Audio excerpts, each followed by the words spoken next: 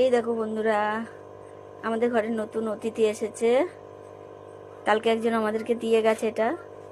ও বাসা থেকে পড়ে গেছিল মাটিতে, তো অনেক রাত্রে ফোন করে বলল যে একটা পাখি পাওয়া গেছে, নিয়ে যাব। আর আমার ঘরে যে যা পায় মোট কথা নিয়ে আসে, কাউকেই ছাড়ি না।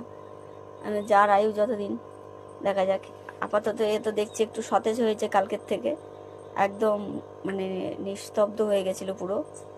আজকে একদম ঠিক আছে, খাওয়া দাওয়া হয়ে গেছে ওনার। এখন একটুখানি রেস্ট নিচ্ছে। ওকে বিছানার মধ্যে রেখেছি, একটু একটু একটু পাখার হাওয়া টাওয়া লেগে একটু গাটা শুকনো করে নিচ্ছে।